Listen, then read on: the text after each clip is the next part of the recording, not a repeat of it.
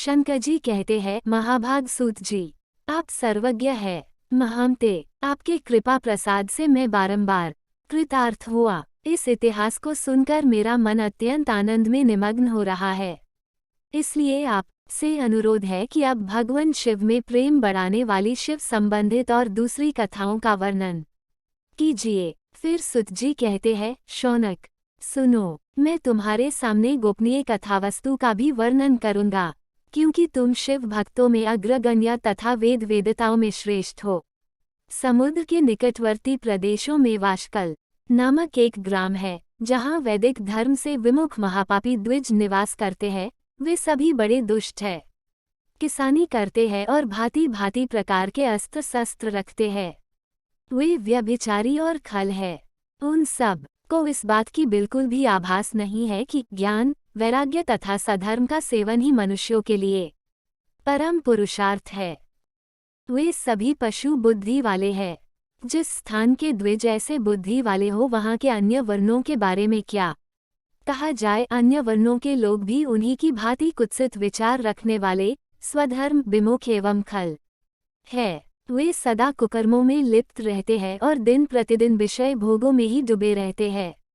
वह की सब महिलाएं भी कुटिल प्रवृत्ति की, स्वेच्छाचारणी, पापासक्त, कुत्सित विचार वाली और व्यभिचारिणी है।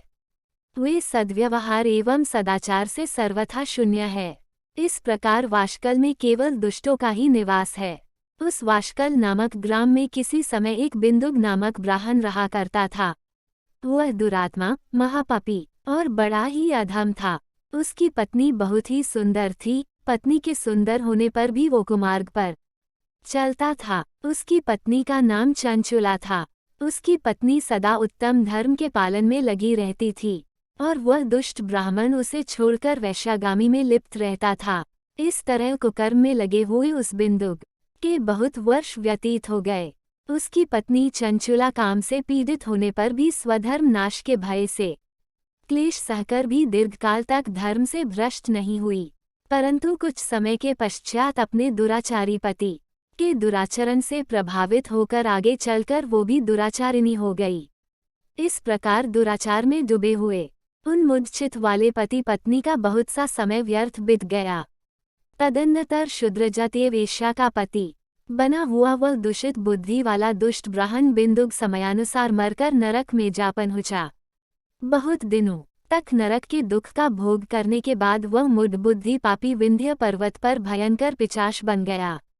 इधर अपने दुराचारी पति बिंदुक के मर जाने के पश्चात वह मूढ़ चंचुला बहुत समय तक अपने पुत्रों के साथ अपने घर में ही रही। एक दिन दैवयोग से किसी पुण्य पर्व के आने पर चंचुला अपने भाई बंधुओं के साथ गोकर्ण प्रदेश में गई। तीर्थयात्रियों के संग जाकर उसने भी उस समय जाकर किसी तीर्थ के जल में स्नान किया। फिर वह साधारणतया मेला देखने की दृष्टि से अपने बंधुजनों के साथ यत्र तत्र घूमने लगी। इसी प्रकार घूमती घामती वह किसी देव मंदिर में पहुंच गई। वहां देव मंदिर में उसने एक दैवज्ञ ब्राह्मण के मुख से भगवान शिव की परम पवित्र एवं मंगलकारिणी उत्तम पौराणिक कथा सुनी। कथावाचक ब्राह्मण कह रहे थे कि जो स्त्री पुरुषों के साथ व्यभिचार करती है, वो मरने के बाद यमलोक जाती है। तब यमराज के दूत उनकी योनि में तपे हुए लोहे का परिध डालते हैं। ब्राह्मण के मुख से ये वैराग्य बाने वाली कथा सुनकर चंचुला भय से व्याकुल होकर वहां पर कांपने लगी। कथा समाप्त हुई और सुनने वाले सब लोग बाहर चले गए। कुत्सित विषयों में संलग्न हुई हूँ और अपने धर्म से विमुख हो गई हूँ। हाय, न जाने किस किस घोर कष्टदायक दुर्गति में मुझे पड़ना पड़ेगा और वहाँ कौन कौन बुद्धिमान पुरुष कुमार्ग में मन लगने वाली मुझ पापिनी का साथ देंगे। मृत्युकाल में उन भयंकर यमदूतों को मैं कैसे देखूंगी। जब वे बलपूर्वक मेरे गले में फंदे डालकर मुझे बंधेंगे, तब मैं कैसे अपना धीरज धारण कर सकूंगी। नरक में जब मेरे शरीर के टुकड़े टुकड़े किए जाएंगे, उस समय विशेष डक देने वाली उस महायातना को वहां मैं कैसे सहन कर सकूंगी। हाय, मैं मरी गई, मैं जल गई, मेरा हृदय विदीर्ण हो गया और मैं सब प्रकार से नष्ट हो गई, क्योंकि मैं हर तरह से पाप में ही डूबी रही हूँ।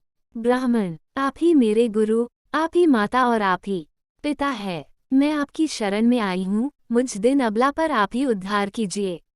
अब सूत जी कहते हैं, शौनक, इस प्रकार खेद और वैराग्य से युक्त चंचुला ब्राह्मण देवता के चरणों में गिर पड़ी।